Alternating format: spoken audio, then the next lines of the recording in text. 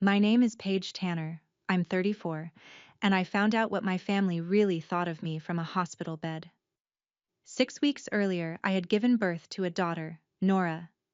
Then a truck ran a red light on Colfax while I was driving home from a late shift, and I woke up with 3 broken ribs, a punctured lung, and a cast on my right arm. My husband Daniel was in Seattle, 6 hours from getting home. Someone had to care for my newborn that night, and my mother lived 20 minutes from the hospital. She said no. She told Daniel one sentence, and that sentence is the reason you're here. Your sister never has these emergencies. My sister was on a Caribbean cruise. My mother was sitting at a casino. What I did from that bed in the next 3 minutes ended 9 years and $486,000, and that isn't even the part that broke them. The part that broke them walked through the door 3 hours later, an old man carrying a worn folder, and he said something none of them ever expected to hear out loud. Welcome back to Hidden Family Revenge, the channel where quiet people finally close the account. If someone in your life has ever treated your steadiness as a blank check, this story is for you. Drop a comment and tell me who actually showed up when you fell, and be sure to subscribe. I want to tell you about the phone call, because that's where it starts. I came up out of the anesthesia in a curtained bay in the ER, and the first thing I felt was the cast, heavy and foreign, on my right arm, and the plastic ID band cinched around my left wrist. A nurse was saying my name like she'd said it a few times already. My ribs felt like someone had parked a sedan on my chest. Daniel was on speaker on the pillow beside my head, and his voice was doing that flat, careful thing it does when he's scared and trying not to sound scared. Paige, the sitter can't stay past 11. I called your mom. I knew before he said it. She won't come. There was a pause, and behind his words I could hear it. Faint and unmistakable. The electronic chime and chatter of a slot floor. The little fanfare a machine plays when it pays out. My mother was at Black Hawk with her girlfriends. She'd told Daniel she couldn't drive over because she had to cat sit while my sister Megan was on a cruise. A cat. My 6-week-old daughter needed somebody for the night, and the answer was a cat. I didn't cry. I want you to understand that part, because everyone expects the woman in the hospital bed to fall apart, and I didn't. I looked at the band on my wrist. Then I reached over with my left hand and pulled my phone off the tray table. I had a great deal to take care of, and I was very good at taking care of things. That was always the problem. You should know who I was before that night, because it explains why my family treated me the way a faucet treats a glass. I grew up in a rented duplex in Aurora, where the heat worked when it felt like it. I paid for community college by working the closing shift at a grocery store, transferred on scholarship, and clawed my way into a finance program nobody in my family understood. By 30, I was a senior financial analyst at a Fortune 500 company downtown, the person they put in the room when the numbers had to be right. I read spreadsheets for a living. Numbers don't have favorites, and they don't lie to your face, which is more than I could say for some people. Daniel and I married at 26 and decided to wait on kids, partly because we wanted to, and partly because there was always something the family needed first. We lived below our means in a quiet way that nobody noticed. 2 incomes, 1 used car, no debt. That's the only reason what I'm about to tell you was even possible. For 9 years I had been sending my parents $4,500 a month. I never said the number out loud. Not to my husband, not to my sister, not to a soul. I told myself it was for my father's heart condition and the mortgage. I told myself I was the only one steady enough to carry it, and being the steady one had become its own kind of identity. I'm telling you this now so you understand. I wasn't naive. I was responsible to the point of self-erasure. There is a difference, and that night I finally learned it. The first thing I did was not revenge. The first thing I did was solve the actual problem, because that's what I do. With my left thumb, I pulled up the number for a licensed overnight care agency Daniel and I had vetted before Nora was born and never ended up using. A woman answered on the second ring. I told her my name, my situation, and my address in 9 sentences, calm as a Tuesday. I need a night nurse for a 6-week-old tonight, starting now. She asked if the baby was medically stable. She's perfect. I'm the one in the hospital. 40 minutes later, a nurse named Yvette let herself into my house with the code Daniel gave her, washed her hands, and texted me a photo of Nora asleep with her fist against her cheek. I looked at that photo for a long time. The ER nurse beside me watched me set the phone down and asked, gently, if I had family who could come. It's handled, I said. Next. She blinked. People always blink when you don't perform the breakdown they're braced for. I wasn't being cold. I was triaging, the way you do when you've spent your whole life being the only adult in a room full of adults. My daughter was safe and warm and watched. My husband was in the air. My ribs would knit. There was exactly one item left on the list that night, one I had carried for 9 years and never once allowed myself to touch, and now my left hand was free, and my mind was very, very clear. I opened my banking app. The login screen glowed in the dark bay like a small cold moon. Inside the app, there's a screen called Recurring Transfers, and I had 4 of them. I knew them by heart the way you know a scar. The first was labeled Mom and Dad, $2,000 a month. The second said Home, $1,100, for the mortgage I believed I was helping with. The third said Dad Medical, $900.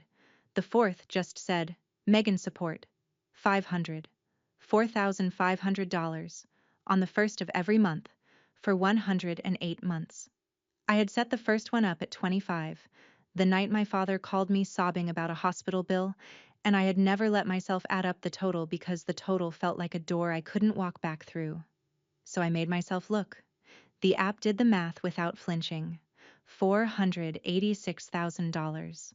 Almost $500,000, gone out of my life one quiet automated payment at a time, while my mother told the relatives we manage on our own.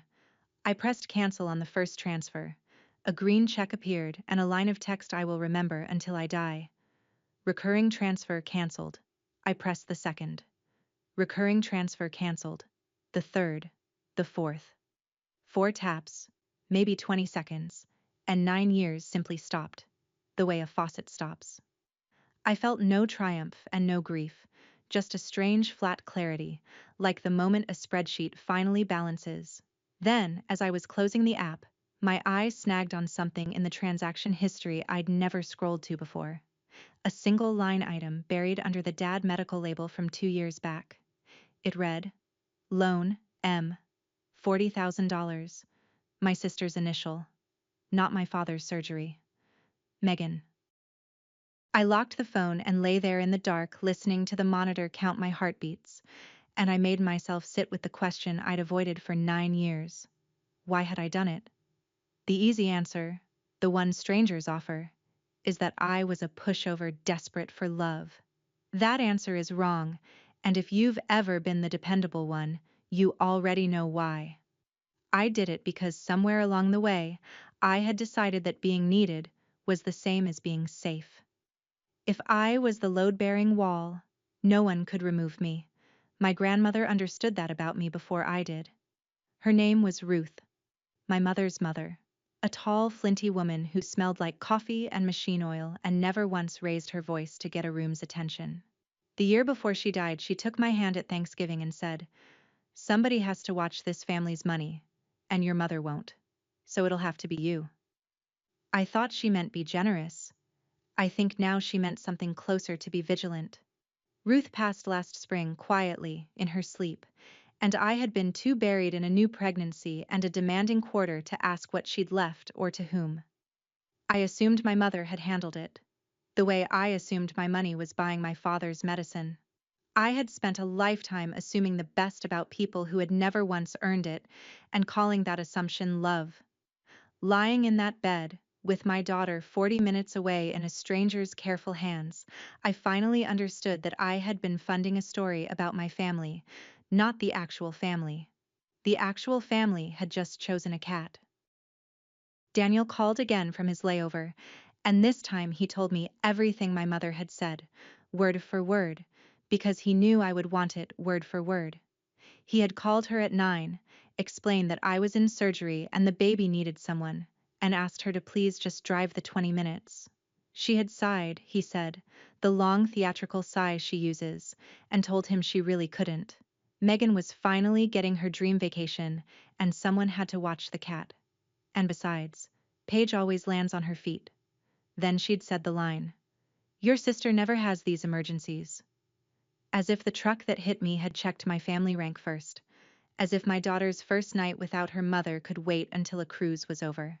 Daniel's voice cracked telling me, and I told him to breathe, that Nora was fine, that I was fine, that he should get on his plane. After we hung up, I opened Instagram, which I almost never do, and there was Megan's story at the top. A glistening reel of a turquoise pool deck and a coconut drink, and a caption that said, "Living my best life, finally." My sister, 29, an aspiring influencer with 11,000 followers and a $500 monthly allowance she thought came from the universe. I didn't comment. I didn't scream into the dark. Instead, I opened my messages and typed 3 words to a contact I almost never used, a contact saved simply as Grandpa H. I wrote, "We should talk." The 3 dots appeared almost immediately, like he'd been waiting 9 years for that exact text. And maybe he had. I expected Grandpa Harold to write back.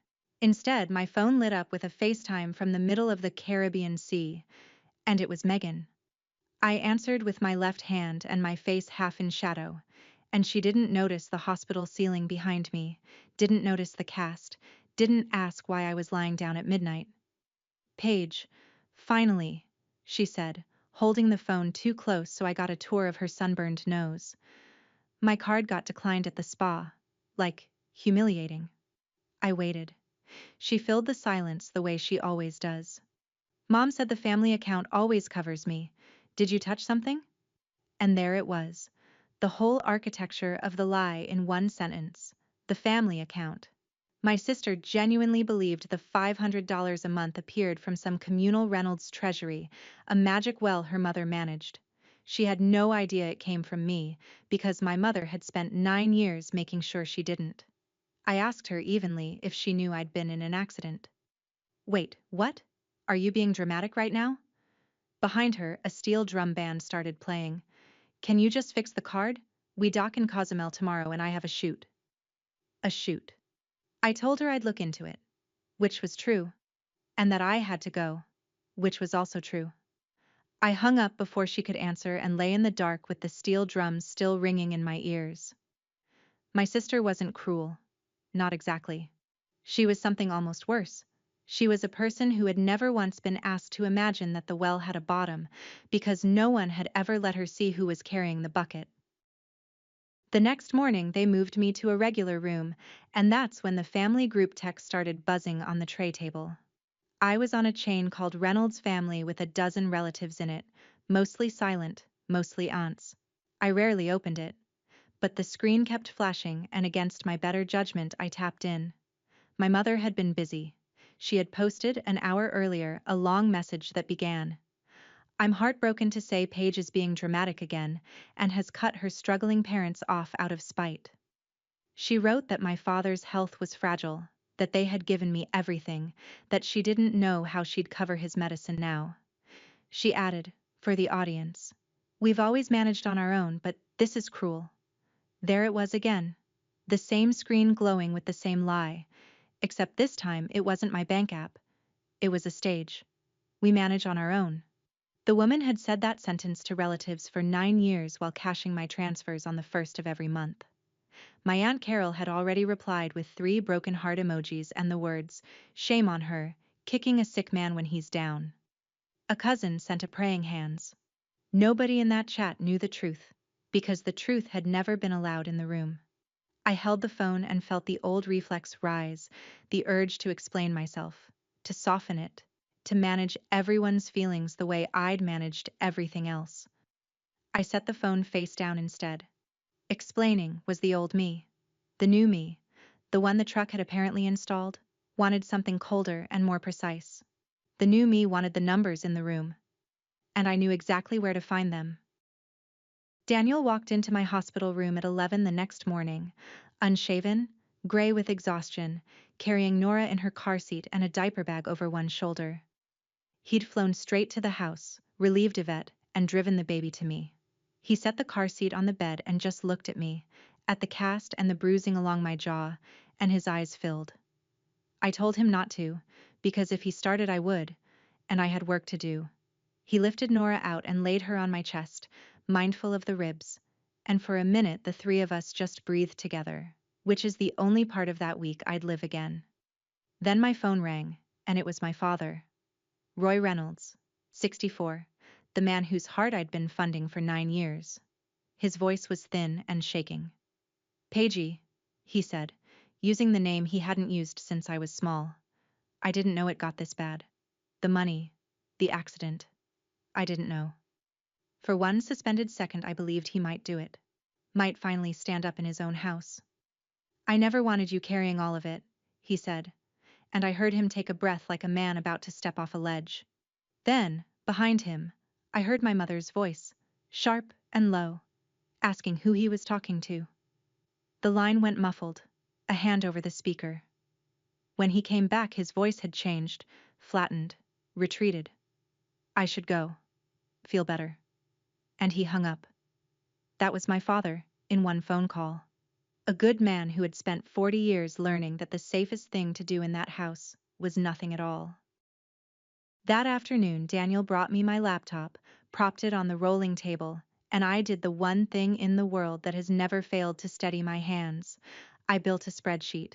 With my left hand and a lot of patience I logged into my bank, exported 9 years of statements, and dropped them into a pivot table. This is what I do for a company worth billions. I can certainly do it for my own life. I sorted the $486,000 by where it actually landed, and the picture that assembled itself, cell by cell, was not the picture my mother had painted for the relatives. The mortgage payments I thought I was covering had been made 10 times in 9 years, not 108. My father's documented medical expenses, the real ones, the cardiologist and the prescriptions, came to about $65,000 across the whole period. So where had the other $421,000 gone? I filtered by withdrawal location and date, and a cluster lit up like a rash. Cash withdrawals, hundreds of them, almost all within a 2-mile radius of one zip code. I pulled up a map. The zip code was Black Hawk. My mother hadn't been visiting a casino that one unlucky night she skipped her granddaughter. My mother had been visiting that casino for the better part of a decade, on my dime, while telling a dozen relatives she managed on her own. And a second, smaller stream branched off and ran somewhere else entirely, steady and deliberate year after year. I followed it. It led to Megan. I sat back as far as the ribs allowed and let the numbers say it, because numbers, unlike my family, have never once lied to me. I'm going to give you the exact numbers because I want you holding them the way I held them, because everything after this turns on them. Out of $486,000, $65,000 could be matched to my father's real medical care. $11,000 had touched the mortgage. That left roughly $410,000 unaccounted for, and it split into 2 rivers. The first river, about $290,000 over 9 years, was cash, pulled in small, dignified amounts near Black Hawk, so no single withdrawal would ever look like a problem. The second river ran to my sister, around $120,000, including that $40,000 line-marked loan, M, that had been filed under my father's surgery to hide it inside the only category nobody questioned. A loan she'd never been asked to repay, for a sum that, it turned out, had funded a year of brand building, a leased SUV, and a photographer in Tulum. I printed the summary to a single page on the unit's bedside printer, one clean sheet, the whole 9 years in 12 rows. Then Daniel showed me one more thing. He'd been scrolling the relatives' chat and screenshotted a message my mother had sent Aunt Carol months ago, before any of this, where she bragged, "We covered Megan's brand shoot ourselves. That's what good parents do. We covered it ourselves." I looked at that screenshot, and I looked at my one printed page, and something in me went very quiet and very level. I wasn't going to send an angry text. I wasn't going to explain or defend. I was going to let the paper into the room, in front of the same audience my mother had spent 9 years performing for, and then I was going to walk out and never fund the show again. "It's handled," I said to Daniel, and for the first time the words felt less like triage and more like a verdict. I want to stop here for 1 second, because if you've made it this far, you might be the person I'm about to describe. I spent 9 years believing I was paying for my father's heart, and I was actually paying for a slot machine and a brand shoot. If you've ever wired money on faith, pull one statement tonight, just one, and read it like it isn't yours. If this is hitting close to home, subscribe, because the next part is where my grandfather walks through that hospital door, and what he said on the bed changed everything I thought I knew about my mother. My mother discovered the transfers had stopped the way she discovered everything, when it cost her. The first of the month came, no deposit landed, and by noon my phone was ringing with her name on the screen. I let it go twice. The third time I answered, because avoidance was the old me. Her voice came through warm as fresh pie, the voice she uses on relatives and waiters. Honey, are you okay? We've been worried sick about you and that baby. Worried sick. The woman who chose a cat. I said I was recovering, thank you. There was a pause while she repositioned, and then the warmth curdled by degrees into something I'd been hearing my whole life. I noticed the account didn't come through. Is that a mix-up with the bank? I told her it wasn't a mix-up. Silence. Then the guilt, right on schedule. After everything your father and I did for you, we took you to every practice, we kept a roof over your head. I let her run. She circled back, the way she always does, to the one weapon that had never failed her. And she said it again, softer now, almost wounded, as if I were the one being unreasonable. You know your sister never has these emergencies. And there it was, the third time I'd heard that sentence in 3 days, except this time I didn't flinch, and I didn't explain. I simply said, I know, Mom, and let the words mean something she didn't intend. Megan never had emergencies because Megan had me, and now Megan had a declined card and a leased SUV she couldn't afford. I told my mother I had to feed the baby, and I hung up while she was still talking, which I had never once done in 34 years. When the mother fails, she sends the aunt. That afternoon, Aunt Carol texted me directly, which she'd done maybe twice in my adult life, both times to ask for money for a raffle. Her message was a paragraph of borrowed outrage. I am disgusted. Your parents are barely getting by and you cut them off while your father is sick? Your grandmother would be ashamed of you. Family takes care of family. I read it twice, and the line about my grandmother almost got me, because Ruth was the one person in that family I'd never wanted to disappoint. Then I remembered Ruth's actual words. Somebody has to watch this family's money, and your mother won't. And I understood Carol had it exactly backwards. So I didn't write a paragraph back. I didn't defend myself or cry or apologize. I attached the single page, the one with 12 rows and 9 years on it, and I typed one sentence beneath it. Here's where the money your sister-in-law says she manages on her own actually went. The Black Hawk withdrawals are hers. Ask her. Then I put the phone down and changed Nora's diaper. One-handed, with a calm I hadn't felt in a decade. The phone buzzed once, the little ellipsis of Carol typing. Then it stopped. Then nothing. No reply came. Not that hour. Not that day. I imagined her sitting in her kitchen reading 12 rows of numbers she couldn't argue with, because that's the thing about a spreadsheet. You can call a person dramatic, but you cannot call a column of withdrawals dramatic. It simply sits there, being true. I had spent my life managing this family's feelings. It had never once occurred to me that the kindest, hardest thing I could do was hand them a fact and let them sit with it alone. My mother is many things, but she is never out of moves. When the warmth failed and the aunt failed, she reached for the one stage she controls completely. She called a family dinner. The invitation came as a group text to the whole Reynolds chain, framed in her best wounded matriarch register. Let's all gather Sunday to welcome baby Nora and clear the air as a family. Paige, I hope you'll come and we can put this misunderstanding behind us. A misunderstanding. 5 days after she chose a cat over my newborn, it was a misunderstanding. Daniel read it over my shoulder and said, Lo, you don't have to go. We can stay home with Nora and let them sit in it. And he was right. I didn't have to go. But I knew what Sunday was actually for. It wasn't to welcome my daughter. It was to get me in a room full of relatives and pressure me into turning the money back on, to perform reconciliation until I caved the way I always caved. She wanted an audience for my surrender. So I decided to give her the audience, just not the surrender. I texted back 2 words, "Will come," and felt the trap close around the trapper. Then I made one more call to Grandpa H, and we talked for 40 minutes, and at the end of it he asked me a single question in his dry gravel voice. "You want it quiet, or you want it true?" I looked at Nora asleep in the crook of my good arm, at the little life I'd nearly missed, funding a lie. "True," I said. "Then I'll bring the folder," he said. I didn't ask what was in it. Some part of me already knew it would be the thing that ended this for good. I have to back up a few hours, to the part the title promised you, because it happened before the dinner, and it's the hinge. The whole story swings on.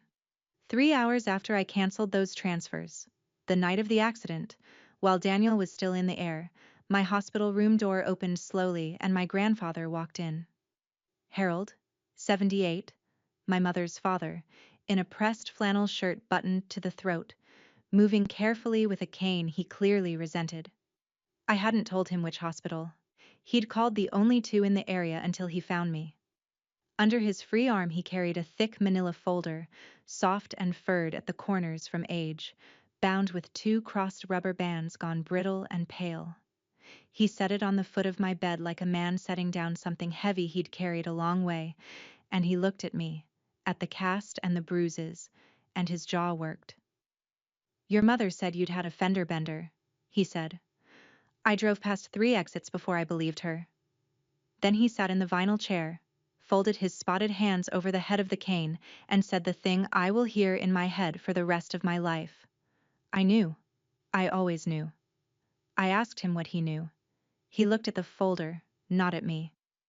"About the money, all 9 years of it. About where your mother's been spending her afternoons. About what she told this family while you bled yourself dry." He tapped the folder once. "Not tonight, though. You've got enough tonight. We'll do this proper, in front of everyone, where she can't squirm out the side door." And he was right. Some truths only count if they're told in a full room. Before he left that night, Harold gave me one piece of it, because he said I shouldn't walk into Sunday blind. He told me about my grandmother. Ruth, his wife of 51 years, had not simply slipped away peacefully the way I'd been told. In her last year she'd grown suspicious. She'd noticed my mother's spending, the new car, the casino talk she didn't bother hiding anymore, and she'd started asking quiet questions about where the family's help was really coming from. She'd cornered Harold one evening and said, "Somebody is keeping Linda afloat, and it isn't us. Find out who." It took him a while. He's old and the bank wasn't keen to talk to him, but Harold spent 40 years managing a cattle operations books, and he knows how to follow a number. He found me. He found 9 years of a granddaughter quietly wiring her whole margin into a hole her mother kept digging. "Ruth wanted to fix it before she went," he said. "She ran out of time, so she did the next best thing."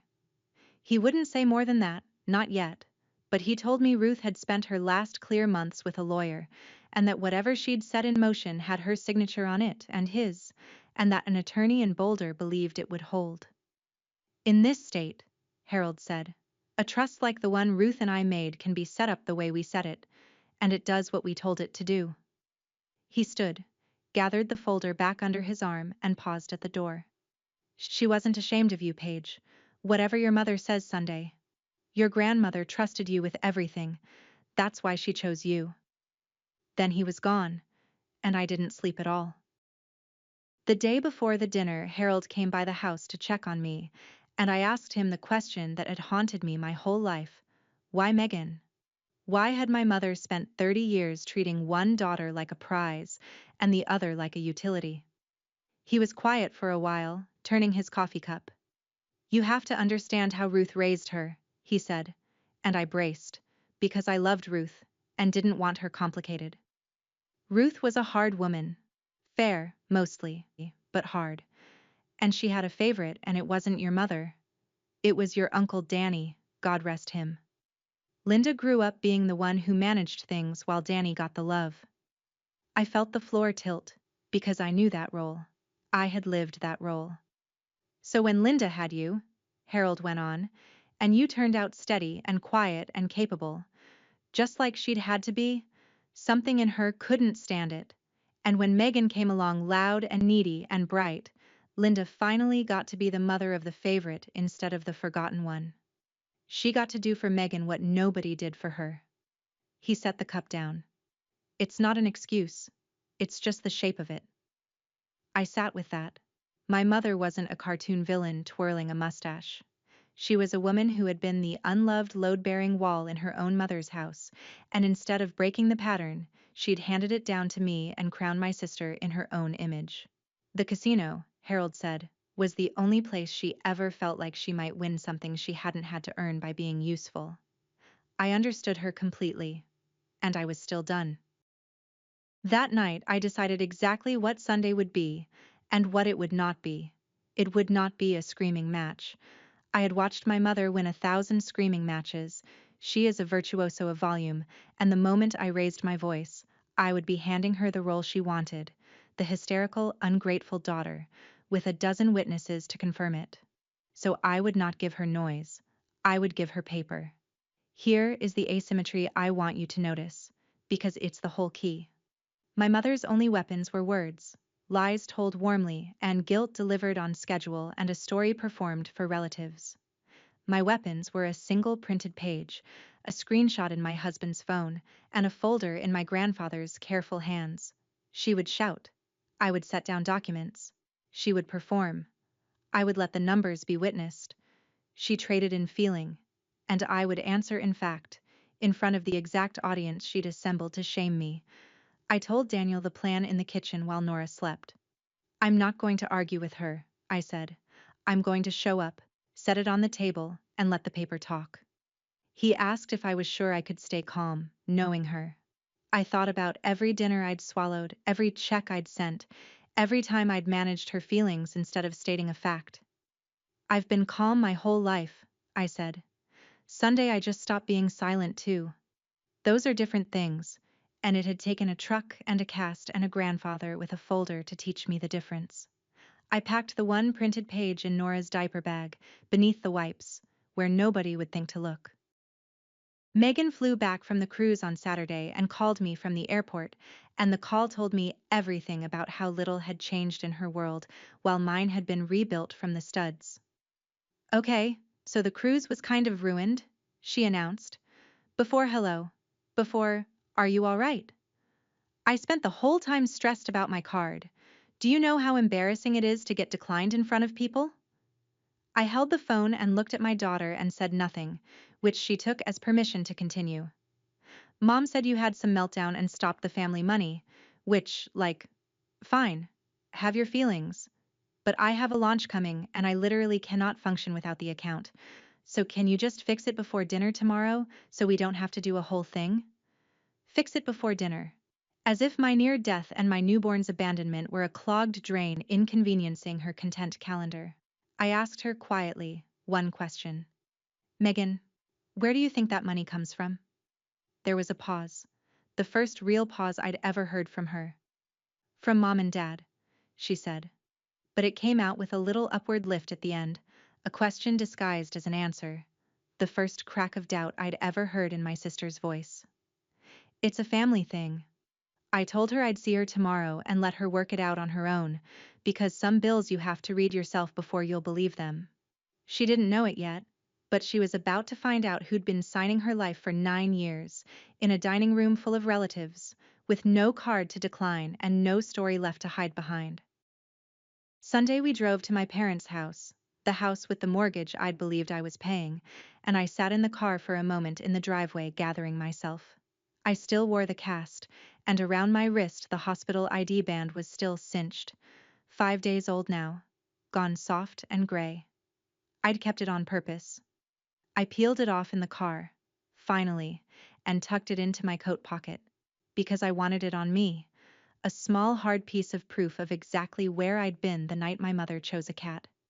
Daniel carried Nora's car seat in his right hand, and from the curb behind us came the slow, careful tap of a cane, and there was Harold, in his Sunday flannel, the worn manila folder pinned under his arm with its brittle crossed rubber bands. He'd insisted on coming separately so my mother wouldn't see us arrive together and brace. "You ready?" he asked me on the porch. Through the front window I could see them all assembled.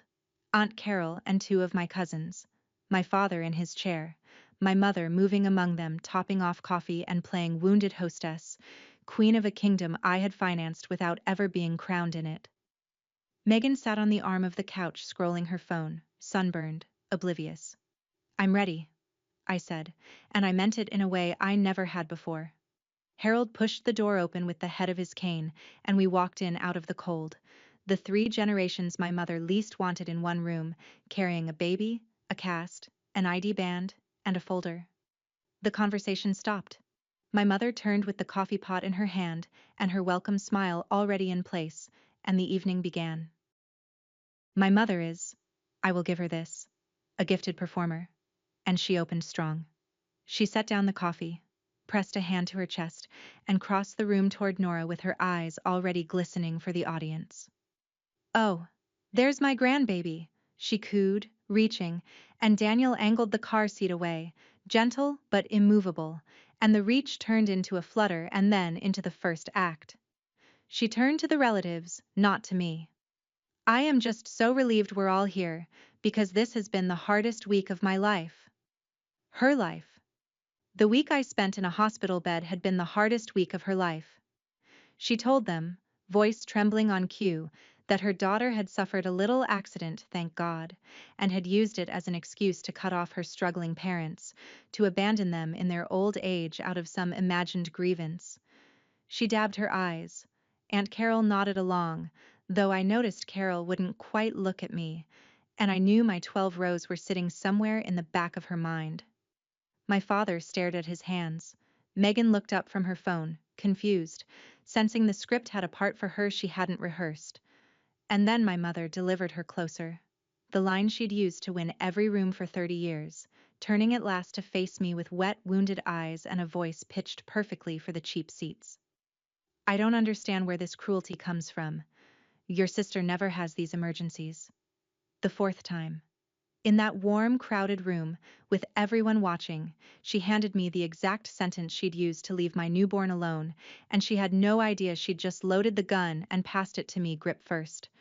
The room waited for me to cry or shout or crumble. I did none of those things.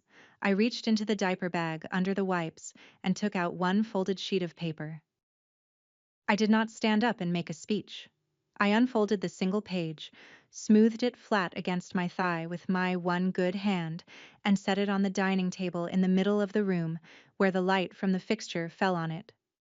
Then I said, in the same level voice I use to present a quarterly forecast, "You're right, Mom.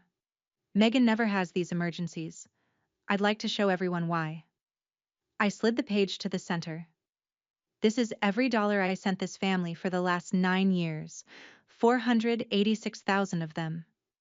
The room went very still. Carol leaned in despite herself. "The top rows are real. 65,000 for Dad's heart, his cardiologist, his prescriptions, 11,000 toward this mortgage." I let that sit one beat. "The rest is the part Mom tells you all she manages on her own."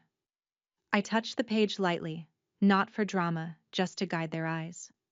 290,000 in cash, withdrawn over 9 years, almost all of it within 2 miles of the casino in Black Hawk. A small sound went around the room, an intake of breath, the sound of a story cracking. "And 120,000 to Megan, including 40,000 once filed under Dad's surgery, so nobody would ask about it." My sister's head came up slowly. "That's where your card money comes from, Meg," I said gently, because none of this was her fault first. It came from me. It always came from me. My mother's performance had nowhere to go. The tears she'd summoned for sympathy were now just tears on a face caught in a full room, and her hand was trembling around nothing. I looked at her, and did not raise my voice even a little. "It's handled," I said. 3 days of grief and 9 years of silence had compressed into 2 words, and they landed in that room like a gavel. My mother opened her mouth, and I watched her reach for the only tool she had left, which was to call me a liar, a thief, a dramatic, ungrateful child, to bury 12 true rows under a landslide of feeling the way she always had. She got as far as, "That is twisted, you've twisted everything, your father and I never—" And that's when my grandfather set his cane against the table and laid the manila folder down beside my single page. The brittle rubber bands had to be coaxed off. They'd been on so long they'd left grooves. He opened it with the unhurried hands of a man who had waited a year for this exact moment, and he spoke for the first time since we'd come in that dry gravel voice that somehow filled the room more than my mother's tears ever had. I knew. I always knew. He said it to the relatives, not to Linda. Ruth knew too at the end. She had me trace it. He drew out a stapled document, thick, official, a Boulder law firm's name on the cover page. "This is your grandmother's trust and mine.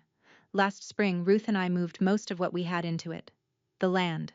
This house, which sits on our parcel and always has. The accounts." He said it where everyone could see.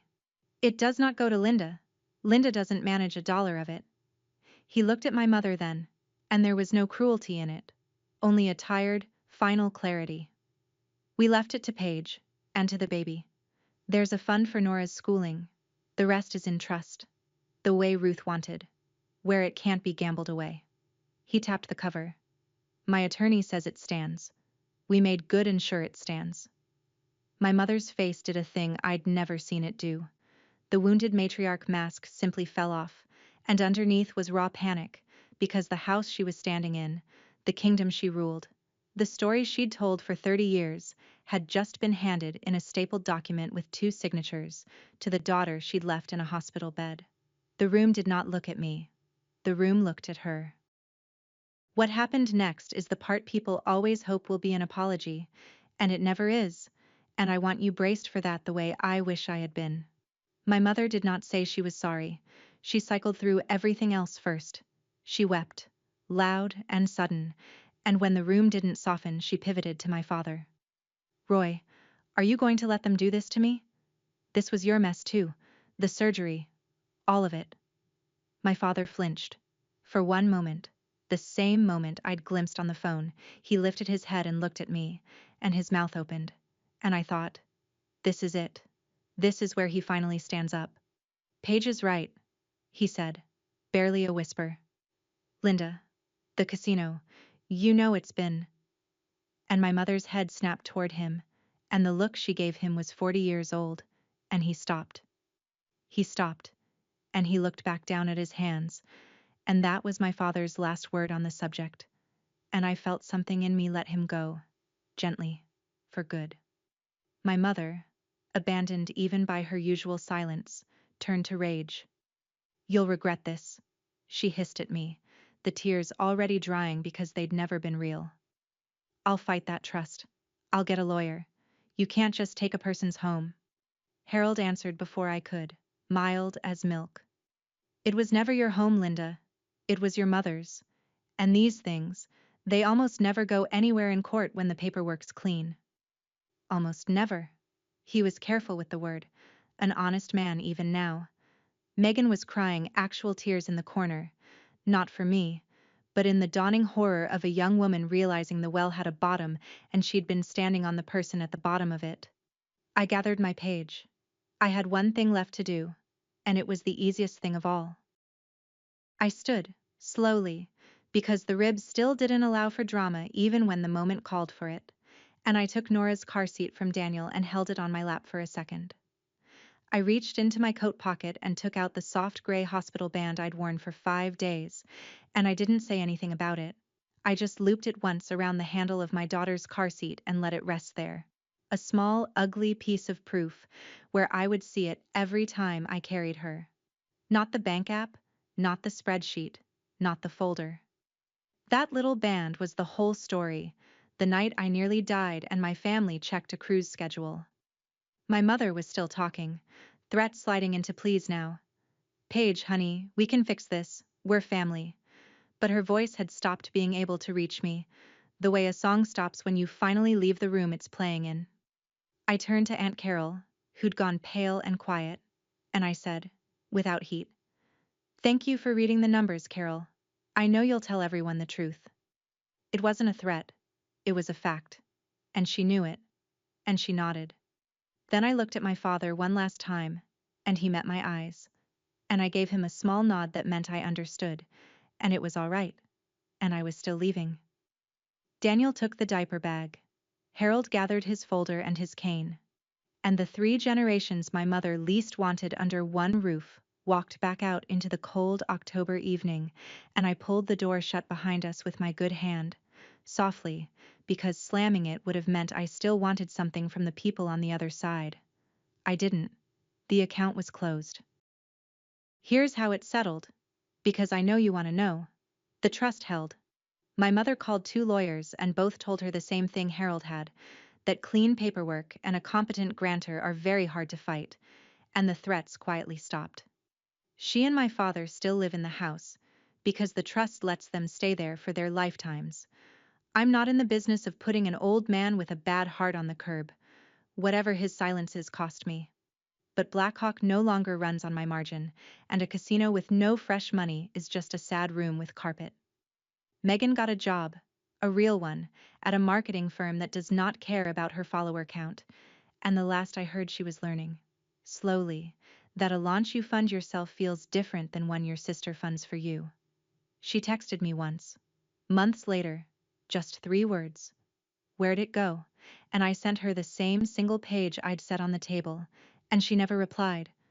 But she also never asked me for money again. Aunt Carol told everyone the truth, exactly as I knew she would, and the family chat went very quiet for a long while. My father calls sometimes, but only ever when he's alone in the car, and I always answer those calls. Yvette the night nurse stayed on 2 weeks while my ribs healed, and she still sends Nora a card on her birthday. And Harold sold his place across town and moved into a little rental 10 minutes from us, where he comes for Sunday dinner and brings the folder every single time and sets it on my bookshelf and says, in case anybody forgets. If there's one thing I learned from a hospital bed and a folder and 4 taps on a banking app, it's this. The people who praise you for being the strong one are usually just naming the person they have quietly decided they will never have to carry. And the day you stop being their bank is the day you finally get to be something better. Which for me was simply a mother to my own daughter instead of a parent to everyone who refused to grow up. That's my story. 9 years, a worn folder, and the truth my whole family buried. If this reminded you to read one statement tonight, or to check who you'd call from a hospital bed, take that as your sign and do it today. If you know someone always cast as the strong one, share this with them. Drop a comment, hit subscribe, and I'll see you in the next one.